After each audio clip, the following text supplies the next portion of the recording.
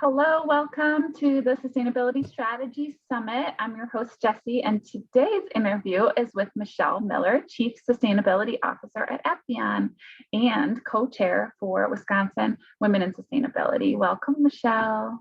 Hi, Jessie. Thanks so much for having me on today. Yeah, I'm so excited to chat with you about sort of the growing world of ESG. So let's dive in. I thought maybe we could start by taking a step back and sort of explaining to listeners who might be less familiar with ESG or hear the buzzwords and don't fully understand it all, conceptually maybe get it, but can we just explain what we're talking about when we say ESG? Yeah, so ESG, it's environmental, social governance. Sustainability or ESG, it's gone by so many names. I feel like, it's got the 3 Ps, the people, planet, profit, the triple bottom line, CSR, corporate social responsibility. And I feel like ESG, for some people, it might just feel like it's another name for sustainability. But I think as I've been seeing it progressing lately, I feel like it's more than that right now. I feel like it's a lot more data driven. It's more transparency. It's really looking at what's material to your business. And what I mean by material is what's really important to your business, not just like picking metrics out of the air and saying, well, we're going to put these out there.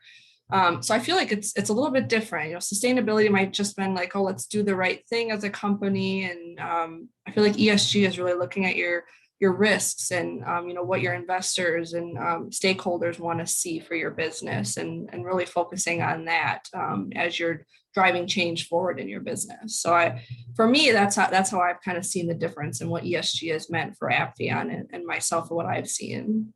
Yeah, absolutely. Like, it's so interesting to see the surgence right now. And I think it really is, to your point, like fueled a bit by the investor world, but also workforce, right? Employees who really want to work for companies that are making a difference in the world.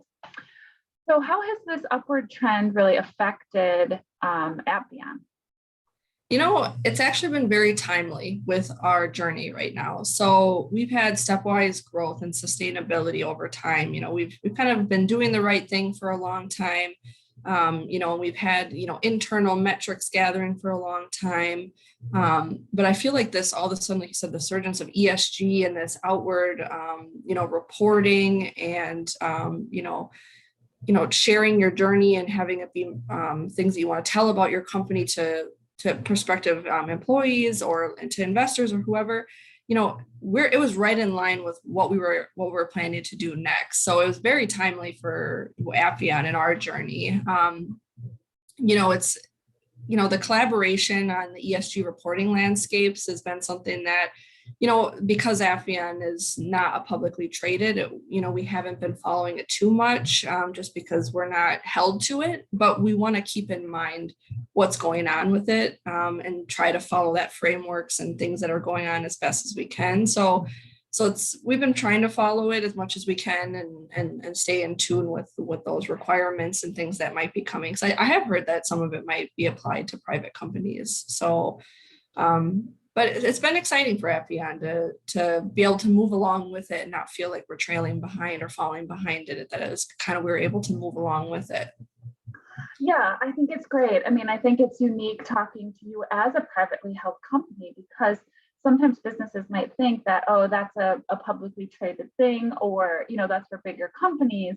But really, as the larger companies move forward, I think just on our webinar yesterday, they said 30% of publicly traded companies now have ESG report and goals. Mm-hmm. That number is dramatically up from 10% just a few years ago. And so that trickles down the supply chain, right? And so it's great to, you as a model for a private company that is saying, figuring it out for you, figuring it out for Appian and what it means to you. Like you said, figuring out what's material, and then, moving forward with that. So you're with the times, I guess. So yeah. Oh, go ahead. I was just gonna say, yeah, our customers, our supply chain is a really big driver of our journey also. And our leadership saw the trends out there just in the broader ESG, but we also listened very closely to what our customers are asking us. And I almost all of our customers have sustainability goals, and a lot of them I specifically say engage with our supply chain on this goal.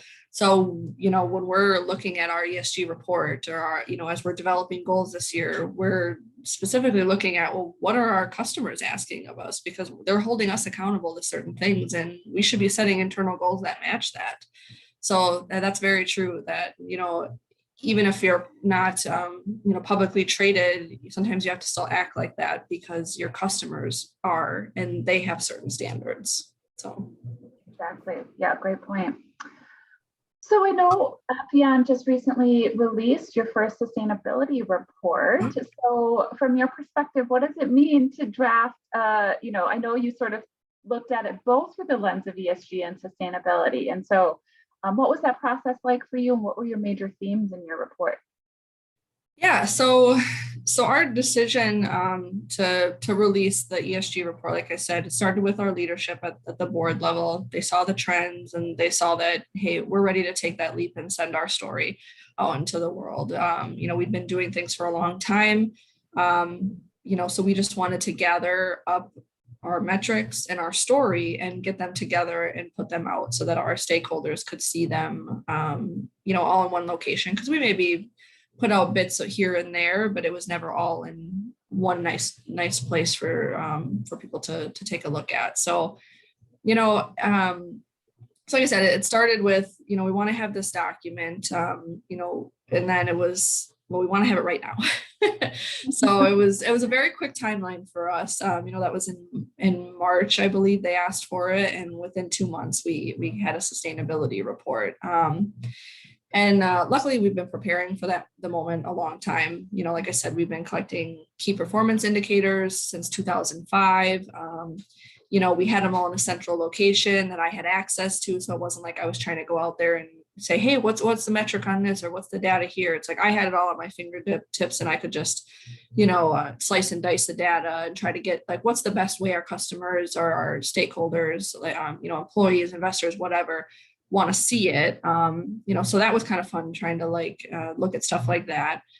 And then since I'd been with Appian since 2014, I'd been doing a lot of benchmarking already, because it was my goal and my dream to put together an ESG report on a personal career level. So I was prepared for it, and ready with all the benchmarking and looking at examples out there and how other people had shared their journey. So like I said, it was very timely, and it was a good time putting it together. It was fun. It was a very quick timeline, but it was really fun to put it together. And it was just, coming up with the explanations and the stories and filling in the gaps in some areas that maybe we didn't have a few data points or things ready to go. And then the marketing side, putting the pictures to match the story and the flow and the branding and the feel and the look of it. And, after we had put it out there and, we did like a blast out to, all of our stakeholders on it and put it out on LinkedIn, our CEO and our board said, we got so many questions asking, what firm did you use to put your report together?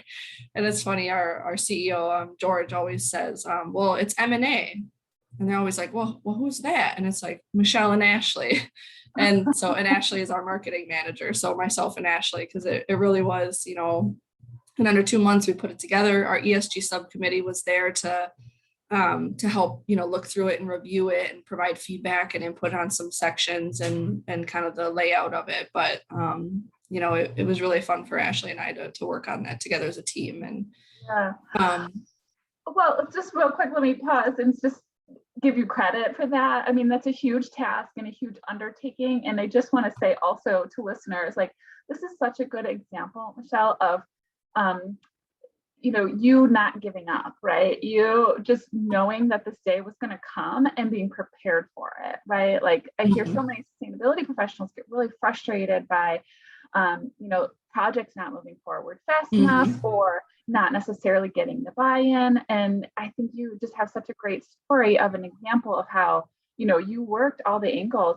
Because I know you've like worked in all of the different departments and build your internal stakeholder group up and educated other employees. And then all of a sudden, that's also been my experience, that it's just like all of a sudden one day the light bulb goes on and somebody says, it is. let's go. And you have to be ready for that moment. You do. Yeah.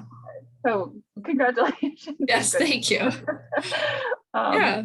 Yeah. So in terms of our theme, theme question then, so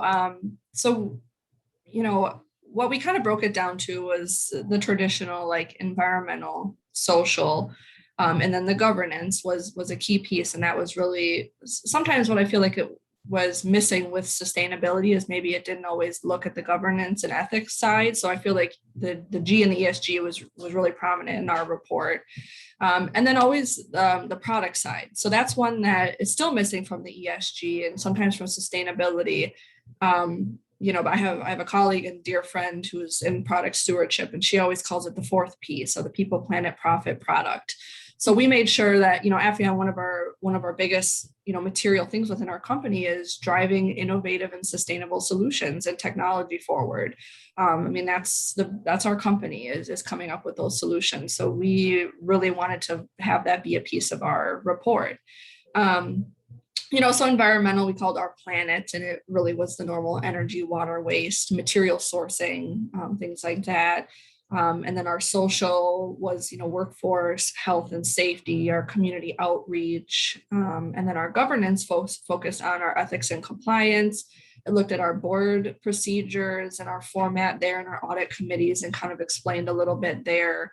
And then our product, really focused on, what our process is for developing and then for looking at the product stewardship side. So the product safety, how do we review products as we're developing them to make sure that we're putting out there things that are our customers might have lists of like materials that they don't want in there or things that they do want in there. So we wanted to be able to share kind of that, because that is a strong program that we have internally is our product stewardship review process. And, and our themes were all born out of our materiality assessment. So we had done a materiality assessment in 2019. And so those themes were directly correlated with that. And so that was another nice thing is we had done that assessment in 2019. So we were ready to go. We weren't trying to figure out, well, what should go in our report. It's like, well, we know it's material, so we know what needs to go in there. So, that was really nice having that ready to go. And so that was kind of why we chose those themes and kind of how it laid out nicely like that. So just for a moment, can you just share with us what your process for the materiality assessment was and maybe what were the major stakeholder groups that you sought information from? Yeah, so we only did one survey. That's in 2019. We only did one survey that we actually sent out into the world, and that was to our not to our customers, to our employees. We weren't ready to send it out to like our customers and our suppliers.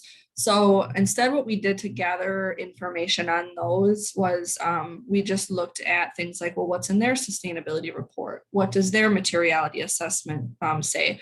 Our quarterly meetings with them, what are they asking about and saying in those? And we used that information and kind of had it laid out, spreadsheet data wise stuff, and was able to like rank and put metrics to those conversations and that information we had, which is, you don't have to do this full blown process to like do a materiality assessment. And you don't even have to, do what we did, which was send a survey out to your employees. If you don't want to, you could do interviews. And, yep. So I think it worked out, well for us and how we did it that year was just doing something. Yeah. I mean, simple. And again, that's a great example of, people might get hung up on like the mechanics of how to do something, but really, again, this is a great example of just being resourceful and we're doing what works for your company, right? Mm-hmm. And so to your point, like it doesn't have to be this big thing.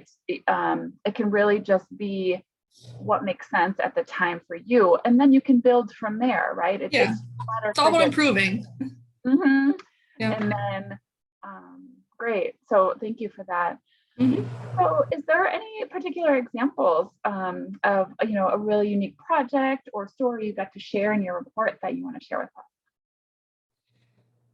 Yeah, so on our different products, the environmental, that one, gets talked about a lot. So like the energy, water, waste. So I'm not going to focus on that. But um, so on our governance side, talking about some of the processes we do on the ethics side is so we have annual trainings, which is just pretty common, but we also do annual audits of our officers. So it's basically like an assessment survey that ensures that there's no conflicts of interest happening at the high level in our company. And so I think that's something that we take very seriously, and it's a very strong point for us. And we called that out in our ESG report. And so that's kind of something we were proud of and shared in our report. On the product innovation side, so something that didn't make it into our report that will next year when we release, was our innovation council, which is newly formed. So that'll be put in there next year. But like I said, our product stewardship review process was put in our ESG report, and we talked about kind of what we do there, the vetting that we do. We have a really robust stage gate process. So our product development goes through like 4 stages, to commercialization. And throughout that process, we have like a 23-page product stewardship form that gets filled out, not all at once sometimes, because sometimes you just don't know all the answers, but we have questions on there like, well, what kind of markets are you going to? What geographies? Do you know if you have any materials in there that fall underneath any of these criteria, and things like that? And then we have like risk matrices and, report out formats all developed and things like that. And so we're really, really proud of that process. And it's something that's really helped us communicate with the product development team to say, hey, these are some things you need to be considering as you're developing. So it's not like, oh, we're at commercialization, this is the market and geography. Well, whoa, you have this material in there, it can't go there. And then we're just back to square one. So it really is nice that we're integrated and have built that process into it. So that's a few things that we're proud of. And that's again another great example of how sustainability. Like you have the title CSO, and you're working to make sustainability everybody's job at Appian. It doesn't. It's not just your responsibility, right? And when you get to weave it into product development, innovation, product stewardship, you talked kind of about the governance, and so making sure that that's component, workforce, all of that, like, that's the goal. The goal is of all, for all of us, for all businesses, really, that sustainability becomes so integrated in the organization that everybody has, a stake in it and is responsible for it. So those are great examples of that. Yeah, that's been a fun change with my recent promotion is seeing that elevation of importance in the company. And then I feel like some of the communication and relations in all those different departments has just improved with this change. So it's really nice. I mean, they had always, worked with me, but I think seeing that decision made, well, this is important, we want to have it at this level. Everybody's like, oh, wow. Okay. Yeah, I'm ready. I'm there for you and going to help you achieve what we need to for the company. So it's been really fun, and it's been the people we work with, and we're improving our onboarding process too. So, the employees that are, here now, I've been working with for a while, and so they get it. And, I've done some, trainings with them and meetings and stuff, but we want to have all new employees that come in now understand what our values are, what sustainability means for us. And then, what's your role? Like what part do you play in sustainability in the company, so that there's, because that's a big thing for employees. They want to feel engaged with their company, and they want to have it mean something more than just coming to do their job. So it's showing them what that bigger picture is for Appian and how they can help us get there. So yeah, that's great. I'm so glad you brought that up, because I think it is really important, again, to just call out the fact that you did recently get elevated, and that to a CSO. So congratulations on that. Thank you. And that it again reiterates that not only the importance of it in the company for the company overall, but then, just allows you to have that communication channel across the organization to be integrating it in all departments. So super cool. So what's next? What are the major focuses going forward for Appian? Yeah, so this year, or like early right away next year, we're going to be releasing our 2030 sustainability goals. So that's really exciting. So we've been again focusing on what's material to us. So we just conducted another materiality assessment mid this year after our ESG report already came out. And it's what we believe we need to work on, but what also, again, what our stakeholders are, really driving forward and asking us to engage with them on. So it has a climate action goal. I don't see a single company out there who releases goals and does not have a climate action goal. It's material. The climate action goal is really that it's kind of encompassing all of that environmental metrics. So I love seeing this evolution of the environmental side of sustainability encompass carbon, right? Yes. It's so material to every company. It's, if you're missing that mark, you didn't do your assessment correctly, because it affects everybody. And it's like, you don't have to start with carbon. You can, if that's, if that's your thinking, but just start by measuring all of the environmental sides, and then eventually that rolls up to the carbon goal. So. Yeah, because greenhouse gas, you don't need to have a greenhouse gas goal. It can just be energy efficiency. I mean, water has an impact with carbon, climate change. So I hear you there. But yeah, so we'll have, sustainable product technology development goals. We'll be looking at, our diversity and inclusion. We'll be looking at, our employee engagement and attraction. So that's a big thing. And the area in Wisconsin right now is everybody's fighting for employees. So how do we attract the key talent, and how do we keep them, engaged in our company? So we'll have goals around all those things. And so that's exciting. We're stepwise progressing through that. And again, working with all of our internal stakeholders to, get their input and buy-in. It's not just me sitting there, writing them all down and figuring them all out. It's definitely an engagement process with everybody to get buy-in and feel like we have the action plan there for the next 9 years to get us there. So right. Great. Yeah. Well, okay. Last question. Just, we've already commented on how you've been sort of slowly, working your way up the sustainability ladder, so to speak. Do you have any advice for sustainability professionals out there around, if they're feeling frustrated, or how they can help support and influence change in their organizations? Yes. Just keep going and focus on the reason where your passion lies in it and your why, and find a why in somebody else. So you can always say, well, I find it important because of this reason, but if that doesn't resonate with the people in your company, it's never going to move forward, because they won't feel it like you do.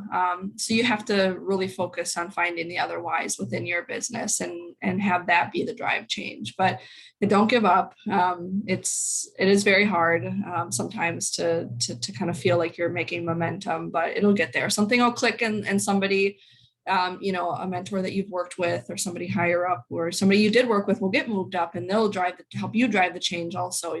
Things like that will happen. And so you have to be ready, like you said, to have the data and have the benchmarking and have all those things ready to help move it forward. So yeah, again, you're such a great example of how just all of a sudden it can skyrocket forward. Yes. So it's wonderful. Well, thank you so much, Michelle, for agreeing to chat with me today. It was super fun. I always learn something when we chat. So thank you so much. Yeah, thank you so much for having me. It was a great discussion today, and I hope others can have some great takeaways from it. So, and looking forward to hearing the rest of the interviews you've had too. So. Yeah, it's been fun. And I will just say that I will include your sustainability report in the email that goes out so folks can see it for themselves. Great. Thank you. Great.